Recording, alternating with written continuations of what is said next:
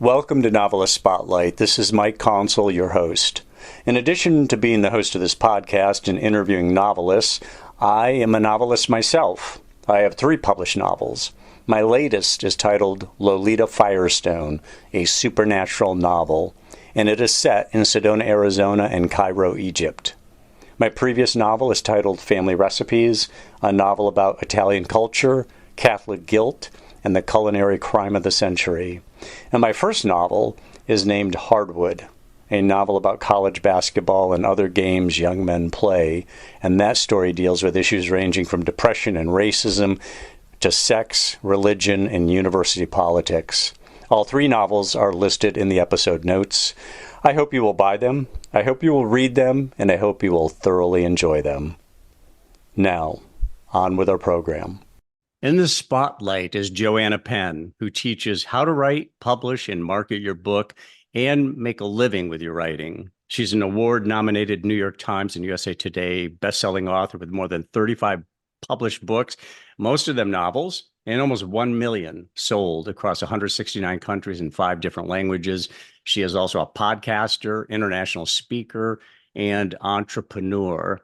But it hasn't always been this way for Joanna Penn. She was an IT consultant for 13 years for large corporations in Europe and Asia. Though well employed, she was determined to become a full-time novelist and accomplished that feat in September 2011. She is based in Bath, England, a place that I have visited and recommend to everyone. Beautiful town with Roman canals, Roman baths that are still there and accessible. They're filled with hot water from underground springs. It's amazing. It's the Roman Empire meets Mother England over there. Highly recommended again. In February 2011, she published her first thriller, and that was titled Pentecost, later republished as Stone of Fire. There are now 11 books in the ARKANE action-adventure thriller series described by readers as Dan Brown meets Lara Croft. And then on from there, as I said, more than 24, almost 36 books. Her favorite authors include John Connolly, Stephen King, Jonathan Mayberry, Lee Child, and James Rollins. Joanna Penn, welcome to the program. Oh, thanks for having me, Mike. It's good to be here, and I'm glad you like my city. I love your city. I love your accent. I always love a British accent. All Americans do.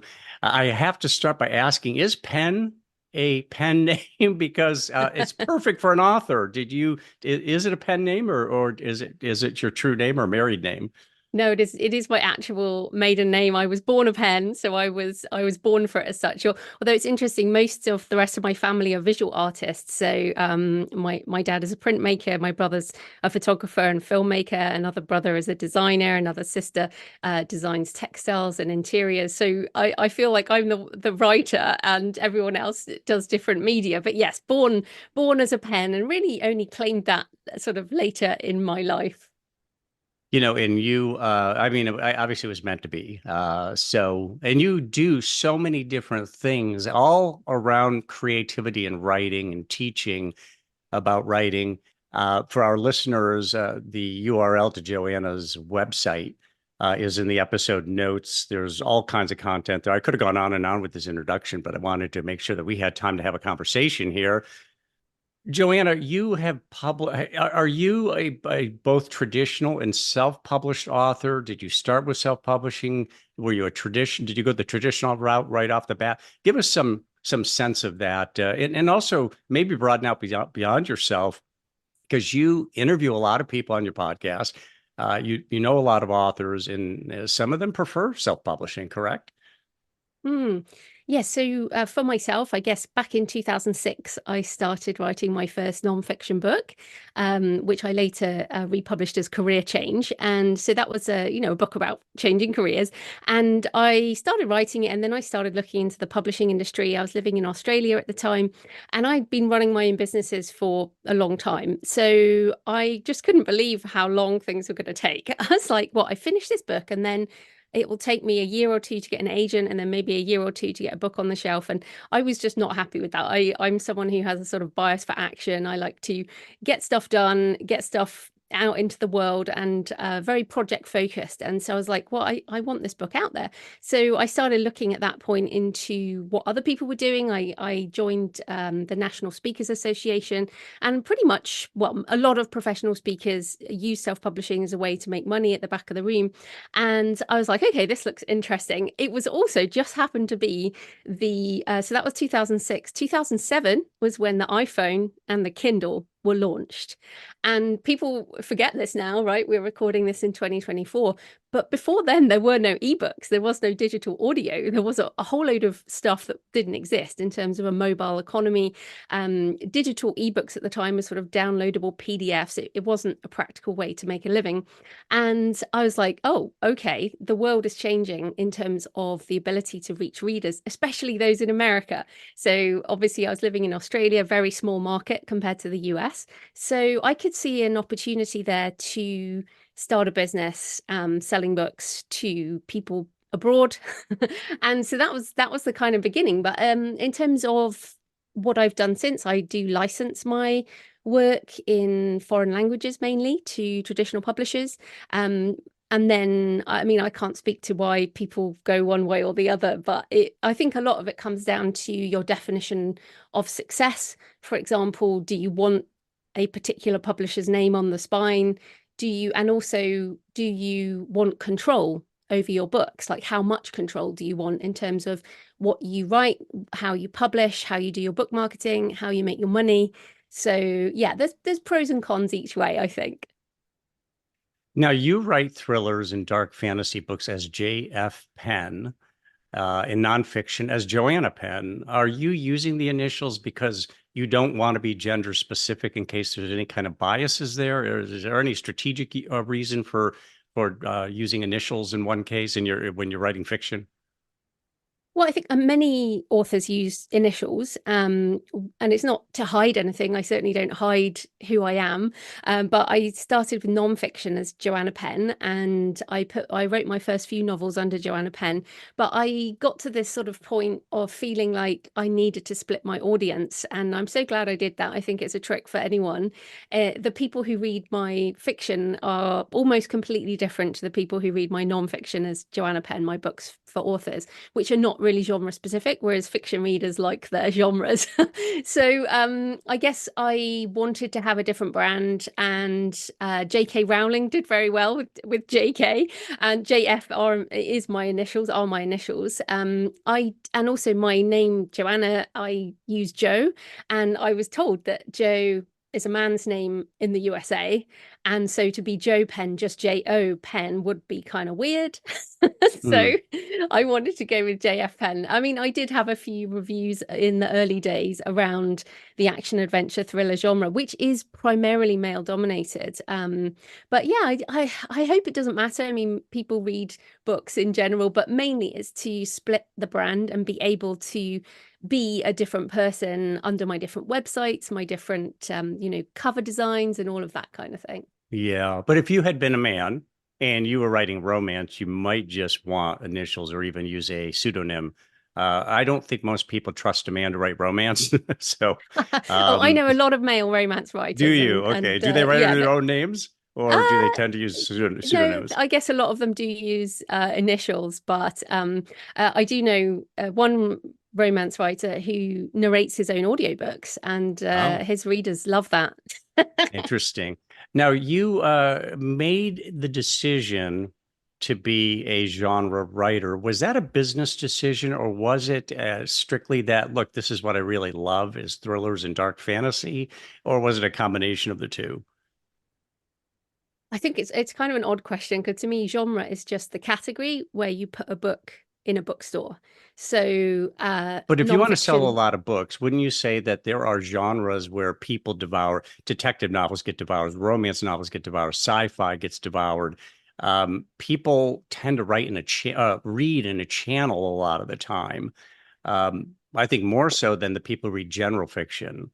Maybe Yeah, you I mean, disagree, but I think Go it's ahead. important to think about the book selling environment, which is if you go into a Barnes and Noble, there are shelves, and there are shelves of all different kinds. So, for example, I write self-help. I also have a pilgrimage memoir, which goes in a very different category to, say, a horror novella. Well, in fact, horror novellas are very difficult to put into stores. But I mean, you're right. I have some thrillers. I have some dark fantasy, but I have kind of paranormal crime, and so I follow the muse in terms of what I write, specifically fiction, and I write what I love to read. So I don't write to market, as some people call it, in terms of my fiction. But what I do is I write a book and then I look for the right category to put it in on Amazon and that kind of thing. So in that way I do, but I do write across so many genres that it's more a case of having lots of different books and people discovering me across different ways. But I mean, the literary fiction is itself a genre. And within that, for example, a historical literary fiction is very different to say, a science fiction literary fiction book. So I feel like people can discover books in different ways. And I guess I write what I love to read. Now, you did mention your memoir about a pilgrimage. Elaborate on that. What was the pilgrimage? Well, the subtitle is Lessons Learned from Solo Walking Three Ancient Ways, and it's about three different pilgrimages, one of which is the Camino de Santiago, which I'm sure some people have heard of, and I walked it from Porto in Portugal up to Santiago de Compostela in Spain. And I have a master's degree in theology, and all my fiction is underpinned by a lot of ideas around religion and supernatural and all of that kind of thing, and religious history. And so I've always wanted to do that walk. And obviously the pandemic happened. And in the pandemic, I walked a couple of other pilgrimages here in the UK. And then as I got sick with COVID at one point, and as I lay there, very sick at the time, I was like, if I die, I'll be so annoyed that I haven't done that pilgrimage. so Now, as that's a soon as I 300-mile walk, isn't it? Something like 300 yeah, miles? yeah, exactly. So as soon I as I know was somebody who did that, trained for it and did it, but that's amazing. And it does have religious connotations or theological connotations. It's connected to, was that a Christian pilgrimage back in the day or not? Yes, I mean, it still is really, although a lot of people are, I guess, seekers. I use the word seekers in my book. I mean, I consider myself more spiritual than religious. I'm not a Christian. But yes, I love cathedrals and sort of religious architecture and that kind of thing. So yeah, it was a really interesting journey. And at the end of it, I realized I had a memoir. So I wrote that, and I learned a lot around solo travel and midlife.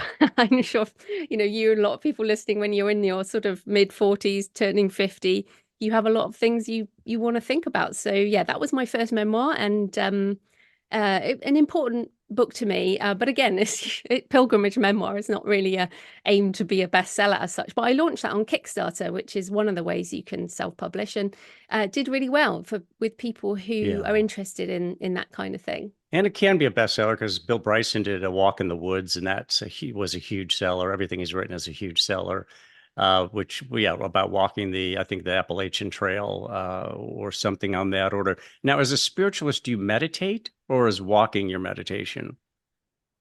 Yeah, I mean, I walk for all kinds of Meditative reasons. purpose. Okay. Yeah.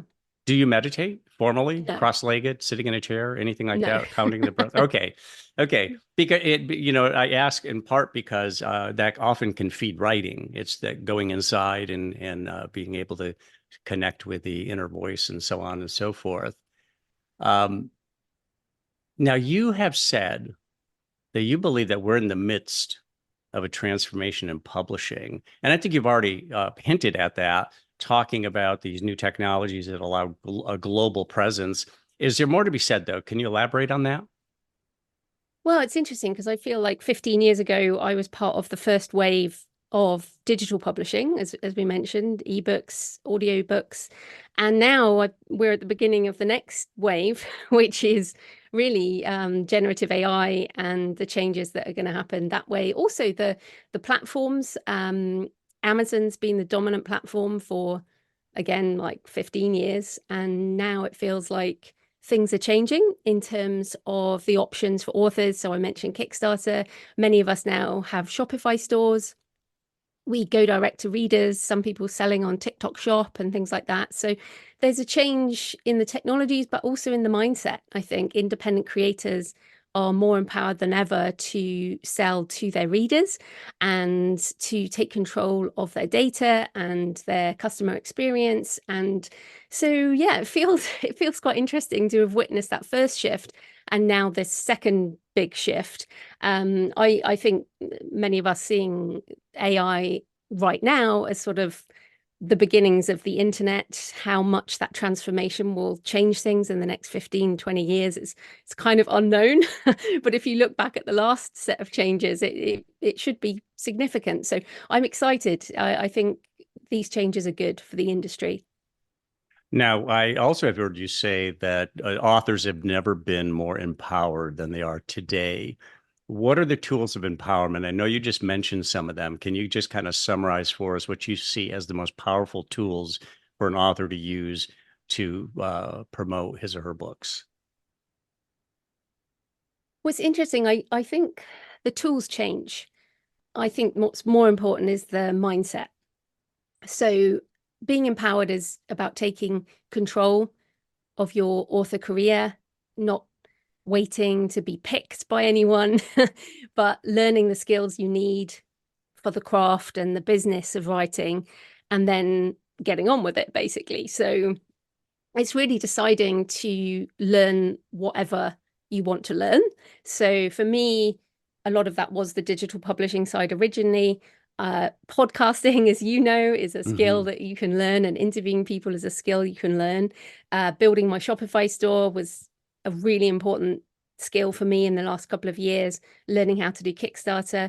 So I think you have to have a mindset of, I will learn whatever I need to in order to achieve my creative goals, I guess. Now, is there any singular tool that has done more for you than any other, that has sold more books or spread your name and helped brand you in a bigger way than any other? Well, of course, we do have to say thanks to Amazon because they kind of single-handedly changed It's many a of our love-hate lives. relationship, right? Yeah, I mean, they really did pioneer the ability to sell books online, and it's a mixed blessing for many people. But bringing in the Kindle, Audible, there's a lot of ways that Amazon did change things, and I wouldn't be without Amazon, truly. But in terms of my own career, I do think podcasting has been a huge thing for me. I mean, maybe, well, I'll ask you, I guess, why did you start this podcast? I wonder if it's the same as why I started mine. I think it was twofold for me. For one thing, it really it inspires me, listening to authors who have so many different ideas about how to write with power and so on, and then also getting my name out there. So it's kind of a twofold thing, both self-promotion, but also constant input from people like you and others who've got so much good advice. Yeah, mine was similar, but also when I started my show back in 2009, I didn't know any other authors. And so I wanted to meet people.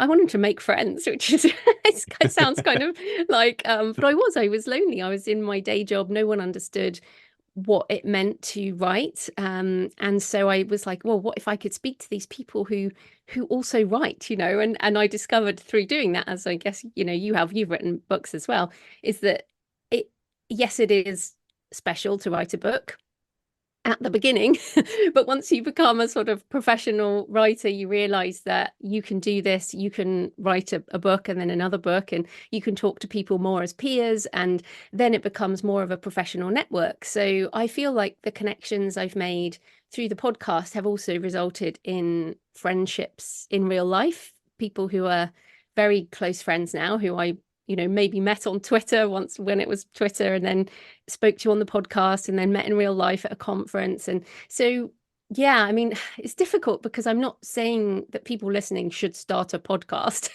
I am saying they should probably try and be on some podcasts, because I feel like audio is a really good way to connect with people. Yes. But yeah, I feel like getting my books out there all over the world, very important. And then choosing one way to market that you focus on. And for me, I chose podcasting. I do all the other things too. Well, not all the things, but quite a lot of other A things. lot of them. But yeah, but podcasting really, I think, is very powerful. That's your core. Yeah. And the topics that I see, you have people on there talking about topics that are very like artificial intelligence, which you mentioned. Let me ask you about that. Do you use AI at all for your writing, or do you use it for other aspects of your business? Yeah, I mean, we all use AI. I mean, Zoom has AI built in. If you use Amazon for anything, it's AI. If you use TikTok or Facebook or, any of the social media, if you use GPS, I mean, it's everywhere. You can't avoid it. If you mean generative AI, Yes, generative AI. yeah, so Exactly. the kind of chat GPTs, Midjourney, yes. So I have been incorporating aspects of it into my process.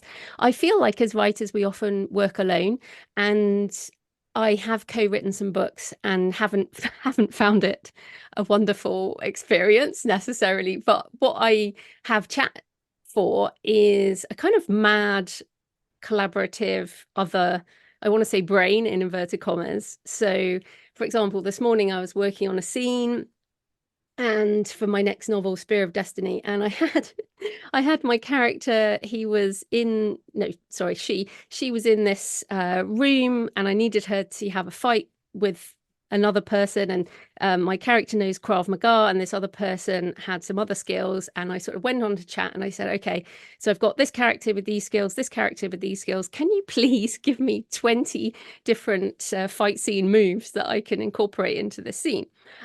Or this character has these skills, can you give me 20 ways that they could get out of this cave at the bottom of this thing?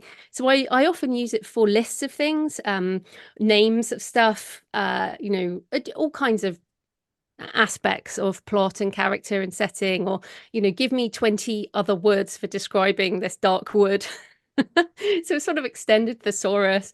I also use Midjourney and DALL-E and some other things for doing images for social media. I've done some images for one of my short story covers, made a book trailer. So I use it for all kinds of things, as a sort of a help. Let's say a clever intern is one of the metaphors that people use, Yes. Yeah. As a magazine editor, I use it for very much the same purpose of writing a headline and give me a headline with this word in it. And it will generate headlines, or, give me the pros and cons of this particular, hedge fund investing, let's say. And it really spurs thinking. It's not so much that you rip it and use it as much as it really it either supplies an answer, or it does give you an opportunity to spur your own thinking, because it is solitary. I mean, writing is a solitary. I mean, is writing solitary for you? Do you write sitting in a room alone? Yes, absolutely. I mean, I kind of feel like as an introvert, this is the perfect career.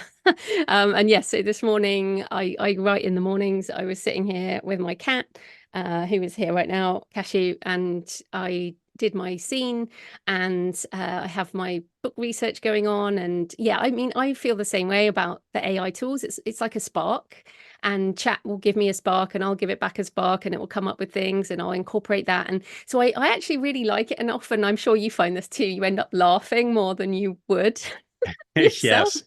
Because it comes up with stuff, or even the images, you're like, oh my goodness, how did you even come up with that? But I think it makes the process much more fun, and that's why I encourage authors to not be scared of this stuff, but to give it a go and kind of incorporate aspects into the creative process. But It's because fun it's to yours, use. and you It know is this, fun to right? use. You know it. Yeah, and you can't really go wrong. I mean, if it comes out with tripe, you don't use it. If it comes out with something Exactly. worthwhile, you use it, or you allow that to inspire your own take on it. You were an IT professional as an information technology. That is very. I don't know if I've been told physiologically this is not correct, but that's very left brain. Writing is an ideation for novels is very right brain. So you seem to have a technical aspect to your mind, as well as a creative aspect to it. Um, I'm sure the IT background has helped you tremendously in terms of marketing yourself to all kinds of the different technical, social media and so on. Was that? Well, Yeah, go ahead, Joanna.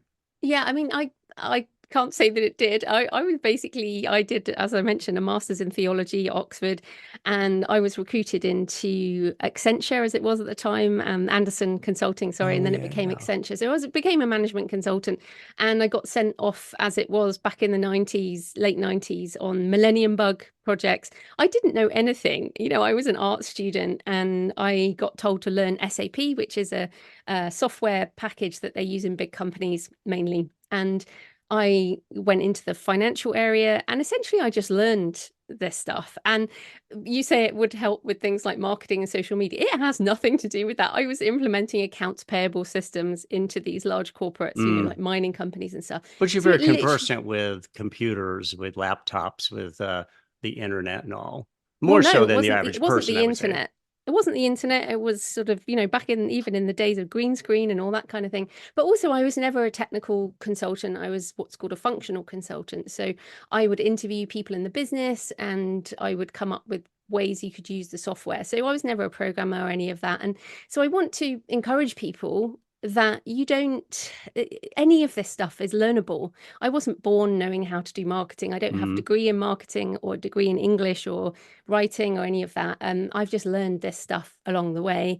And So I believe don't be anyone, intimidated. yeah, Everybody out there, don't be exactly. intimidated. I mean, I use the stuff too, and it's of course I use technology in my day job as well. So it is not complicated. It's just a matter of Of actually the giving it a bigger go. part of it isn't actually posting. It's coming up with good ideas that capture people's attention. And also just have a go at stuff, play with stuff. I feel like writers use it as an excuse. They'll be like, oh, I'm a creative person, I don't want to do any of the marketing or the business side. And it's like, okay, well, often that's when people do want a traditional publisher, because they can do that stuff for you. But for me, it's like, okay, well, for example, I want to build my own Shopify store because I can make 95% on sales. So yes, I will learn how to do that. And it took me a couple of months to build my stores and set it all up. But now I make money every day. You get paid every day. While you're sleeping, you're making money while you sleep, and that's one Exactly. of the keys to really being great at marketing and selling. Is you want your systems out there making money while you sleep. Mm. That's really kind of the gold standard. Now, you get up in the morning and write. You were saying, how many hours a day do you write?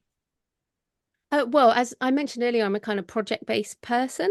So in the morning, I do creative things. In the afternoon, I do business and marketing generally. So at the moment, I'm in first draft phase for Spear of Destiny, which is my next ARKANE thriller. And so at the moment, I am every day I'm writing, including weekends. And I'll probably do maybe four hours total. And it's pretty intense. And then in the afternoons, I'll either be reading. So I'm reading a lot of books, doing other research, or like this. This is my afternoon, your morning. So I do podcasting and stuff in the afternoon. And then when the first draft is finished, I'll move on to editing. That will also be in the mornings. When I come to something like a launch phase, so a Kickstarter, I will spend that entire time on marketing. So I would say generally it's morning creative, afternoon business, but there are also different phases for the project. Or for example, the other week I did a research trip to Vienna and Nuremberg and Cologne, and that entire week was, I guess, creative and taking pictures and coming up with ideas. And so I guess there isn't an exact thing every single day. It just depends where I am in the cycle of each book. Now, do you actually, my question is, what is a great day of writing for you? Have you had a day over the course of your life that the muse was there, that you hit a channel, you hit the vein, and you just had a phenomenal day of writing where you just turned out just a lot of great stuff? Or if that's not the case, what is a great day of writing for you? What's a success? Maybe not great, successful day of writing. How do you measure that? Is it volume? Is it quality? Is it how you feel at the end of it? Yeah, I don't tend to measure things in days. I measure things in books or stories. So I have on my wall, actually, we're not on video, but it says, measure your life by what you create. And that is how I measure. I guess I look at things at the end of every year, and and then at the beginning, and I have goals around the books and the stories I want to write, and that's what I measure things on. So each day it might be a really disappointing day's writing, but every step is a step towards the finished book. And for me, I am most proud of a finished book. I mean, I love the idea process. So I was in Vienna and Nuremberg looking at the actual Spear of Destiny and the art bunkers where the Nazis had all the treasure and stuff. And that was really cool because I'm thinking of what the book will be. But first draft words for me is hard work. I mean, even after more than 40 books, it's hard work. Yeah, But for I love everybody. editing. I love editing, and I love getting my book out there and into my readers' hands. So yeah, I think in bigger terms, really, in terms of the year and the books I create. Do you write while you travel, or are you too busy collecting information and just the logistics of travel to write each day? Yeah, I never ever write when I'm traveling. I mean, I have a journal with me and I'll write down some ideas, but mostly I take a ton of pictures, like thousands of pictures of ridiculous things that, tiny, tiny things, even, food and bits on architecture and sculptures and books and people and just loads of stuff that may turn out to be useful for the book. And I put some of those on social media. I put them on Instagram at JF Penn Author if people are interested in Vienna and Nuremberg. But that's pretty much all. And then I kind of let it all settle. Sometimes my research trips don't appear in books until much later. So I was in Washington, D.C. just over a year ago, and I knew that there'd be a story that I wanted to tell, but I didn't know where it fitted. But as I was in Vienna, I realized how Washington is going to fit into this book. So it's a, international thriller. So I'll set some of it in Washington. But at the time, I didn't have a clue what that trip would be. And then later on, it's like your brain turns it into something quite cool. Sounds really interesting, this research you're doing and what this book's going to become. Now, I've heard you advocate that you should be everywhere possible, which is made possible, of course, through social media and such, in every format possible, which would also include audiobooks. And you do audiobooks. Your titles are also in audio. Talk about how you go about that. Do you read your own audiobooks? Do you hire people to do the reading? Yeah, well, it depends what it is. So Pilgrimage, my memoir I mentioned, I narrate that. I narrate my nonfiction. So Writing the Shadow was my last sort of psychology, self-help, creativity book. I narrated that. But my novels, I have different professional narrators. So, depending on the series. So there are, I hire them and they voice those. But yeah, also my short stories I've started reading myself because a lot of narrators don't want to take on a short story because it's too quick. But I certainly enjoy narrating. I have again, you can't see, but I have an audio booth set up here in my study, and I upskilled. I took classes, done a lot of work on upskilling into narration. One of the reasons is that I feel nonfiction and memoir, particularly, people want the voice of the author, but also you can make a lot more of the income if you narrate it yourself. So I kind of do a bit of a mix and match. Gotcha. Now, you've already said, morning is writing and editing, and then you get into you've got the marketing and business later in the day. So you're a full-time, I mean, you're no dilettante. This is a full-time job for you. You fill your day with creating creative content, editing that content, and then promoting that content, marketing it, and handling the business aspect of things. So you're a full 8 hour a day person, just like the person who grabs a lunch bucket and goes and helps build a new structure. Well, it's funny. I mean, my husband has a day job in the pharmaceutical industry, and I can tell you, I have, since I've run my own business, since I started writing in 2006-ish, I've worked far more than people who have a day job. This is one of the problems of running your own business, and especially as a writer, I think you never ever turn your brain off.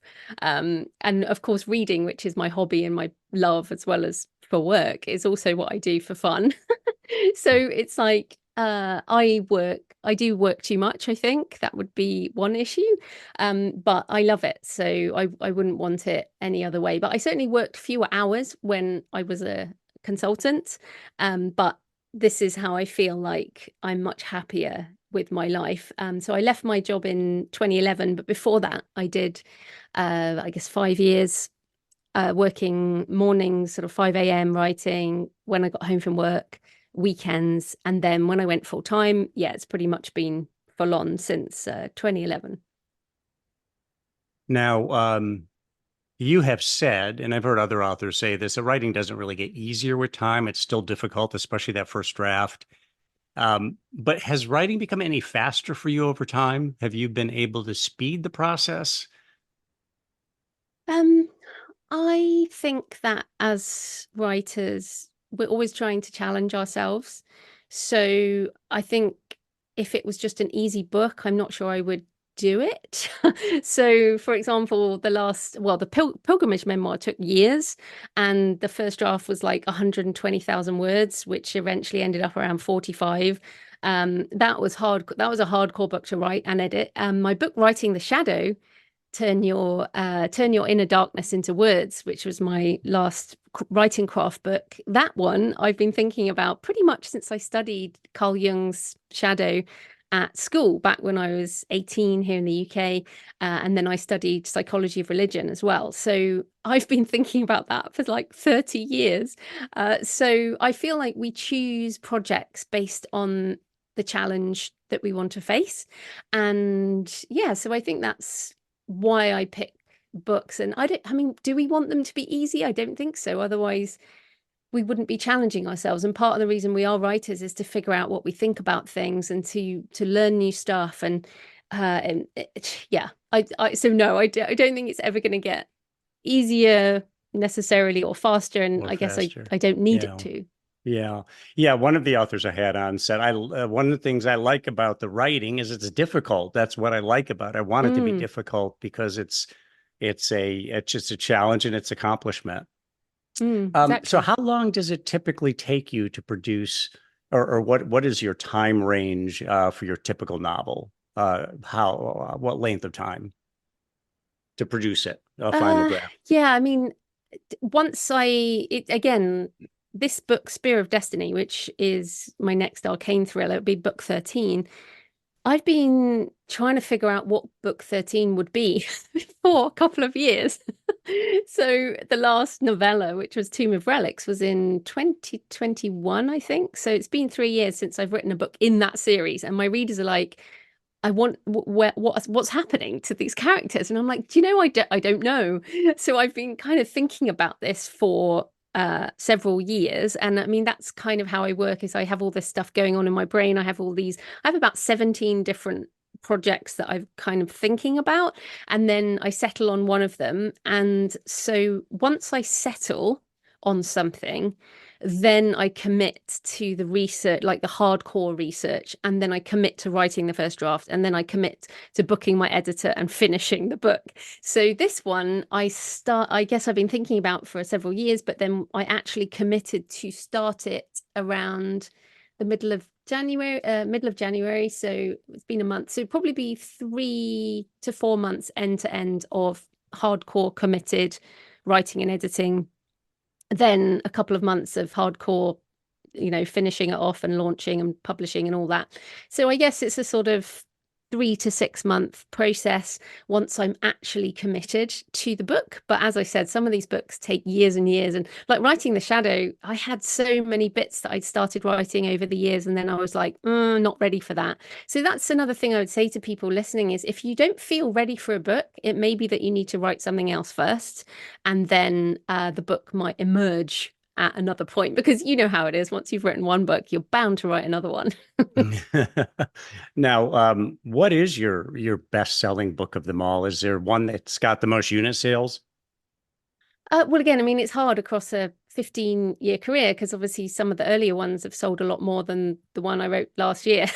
So True. It doesn't really work like that. I mean, you could say, I mean, Pilgrimage did incredibly well in the religious memoir category. But I guess in terms of I mean, Stone of Fire is book one in my longest running series. So that has sold the most number of books because that is the one I focus on marketing primarily over everything else. And it's a book one in a long series. So you market that and you hope that some of those people go through and read other books. So that is Stone of Fire in my ARKANE series. A lot of writers talk about having a muse. Do you have a muse? I think it's curiosity. I just lean into whatever sparks my interest. And in that way, I'm like, okay, here's a thing. So, for example, the Spear of Destiny, the ARKANE series has a lot of religious artifacts and relics. I love religious relics. And I couldn't figure out what I wanted this book to be. I knew I had to set it in Vienna because I wanted to go to Vienna. And so I went looking in Vienna for something that might be interesting enough to write a story about. And that's when I discovered that the Spear of Destiny, which is the spear, supposedly, that the centurion pierced the side of Christ with. So it is like proper religious relic, is in the treasury in Vienna. And I was like, right, that's the book. And I knew it as soon as I discovered it. And I didn't know it was there. It was kind of there. And so that's how I lean into ideas. Or, for example, my last short story, Beneath the Zoo, I heard about, I used to go to a zoo with my dad when my parents got divorced. And so it's a very emotional place. And I heard that they were demolishing it and building homes there. And so I felt this sort of melancholy around the destruction of the zoo. And then I thought, what will they find underneath the zoo? And that sparked an idea for a short story. So I guess my muse is just curiosity. Now, how old were you when you realized that you wanted to pursue writing? Oh, goodness. I think it's more that I was always a reader. Always loved books above anything else, above my soft toys when I was a toddler and all that kind of thing. And so, and then I wrote journals and everything, but I didn't believe that you could ever be a writer as a job. I think like many people. But it was realistically when I got to around the age of 30 and I just hated my job and I was desperate to find something else. And Tim Ferriss' 4 Hour Work Week came out around then.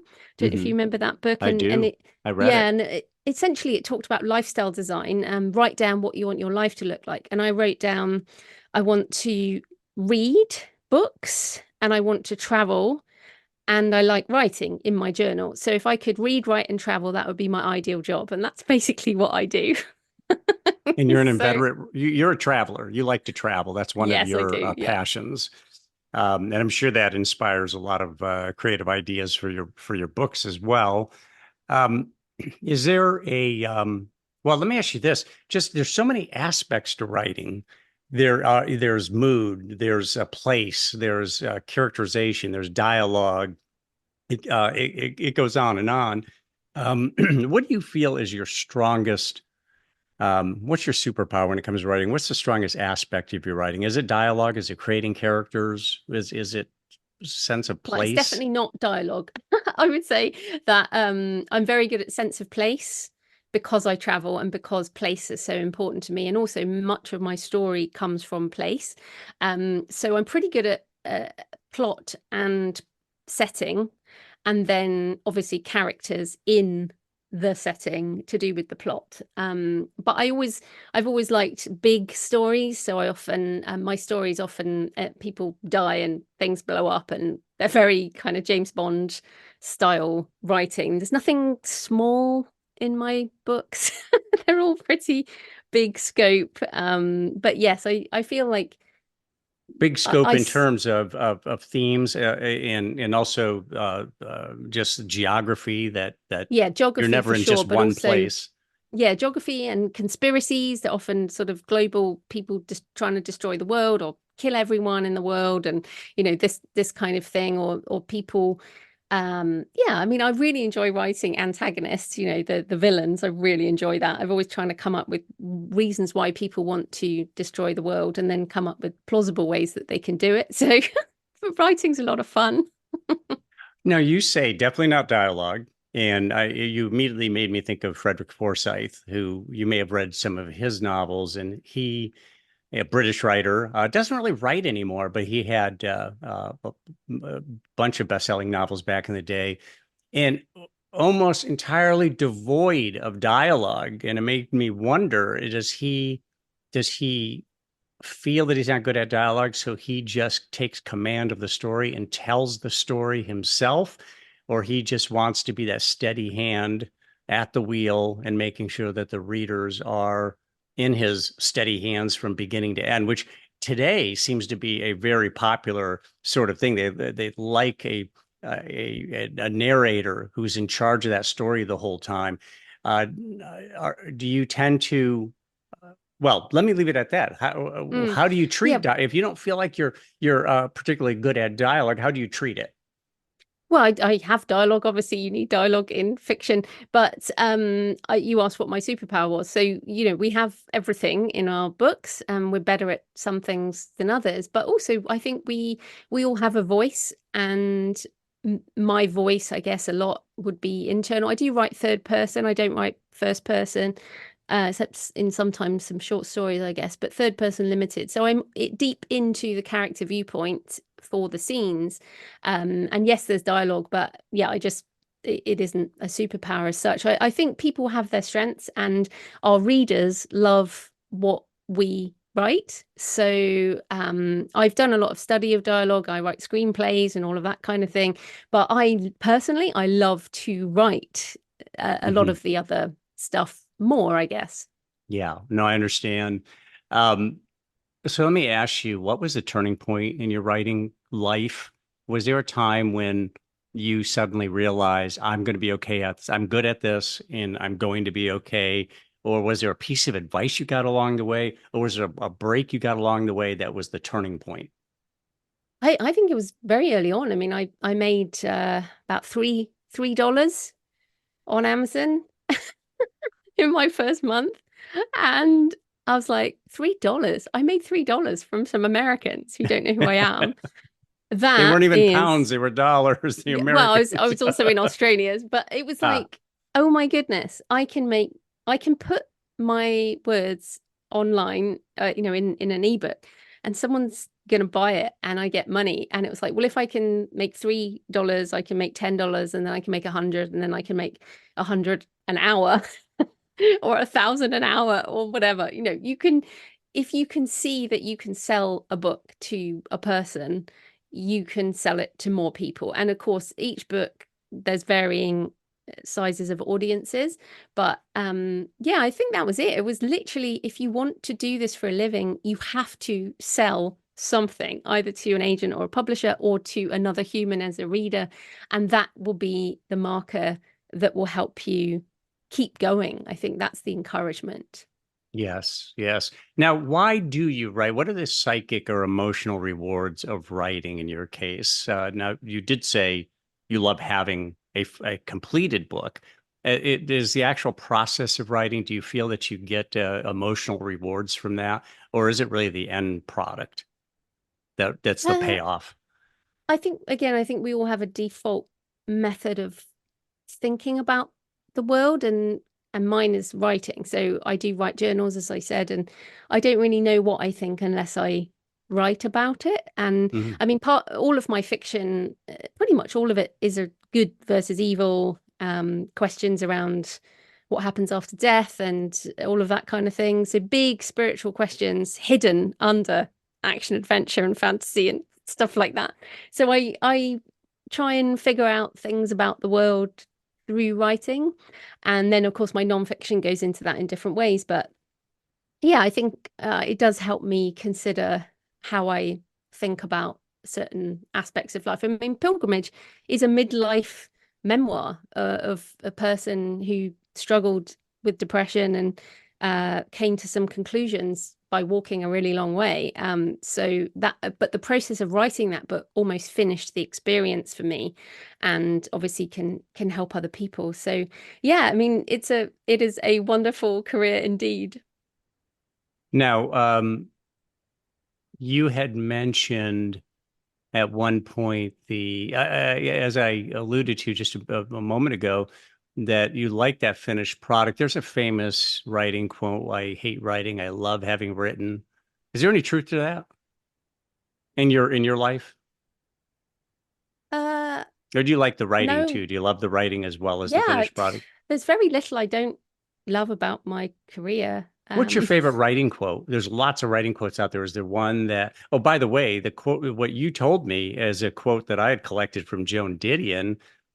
She said the same thing you did, which is, I don't know what I think about anything until I write about it. And then there's Hmm. Susan Sontag, who said, the thing I love about writing is it forces me to pay attention to what's going on in the world. Is there a Yes, quotation though that you've heard over the years that made you say that stuck with you and made you think that's really a jewel of a writing quote? I have so many. I've written, like 10 books for authors, and every single one is full of quotes. So I guess as we come to an end to the interview, I mean, I'll come back to the one on my wall, which is my quote, which is measure your life by what you create. And I guess that those are the words that I live by. I love that. And I love it because it's applicable to so many things. I mean, whether you're a builder or you're a writer or you're a technologist or a school teacher or a mother raising children or a father, I should also add. Men should be more involved in their children's lives in many cases. Um, yeah, I know, Joanna, you're suffering with a cold, and I'm going to come up shorter on this podcast than most of them. I really appreciate the time. I wanted to ask you one more question, though. You studied theology at what you said, Oxford. So Mhm. you're obviously you went to a very good school. You're obviously very brainy and committed to the subject. Do you believe in the metaphysical? You call yourself spiritual, more spiritual person than religious. Do you believe in the metaphysical? Oh yeah, Do you absolutely. believe that And there's a higher divine will or a higher spirit? We don't have to call it God. There's a lot of names for it, but you believe it as life is a continuum, that we don't just expire because the body ceases to work. oh no, I definitely, when the body's dead, I'm dead. But I definitely have had experiences where I say, and I say it a lot in my books, where the veil is thin, where I can almost touch something that's beyond what you can see. And in fact, my next nonfiction book will be about Gothic cathedrals, which it'll be a photography and essay book. And I have very much had some of those experiences in Gothic cathedrals, particularly here in Europe, as well as natural places. And yeah, moments where you're like, okay, I am beyond time here.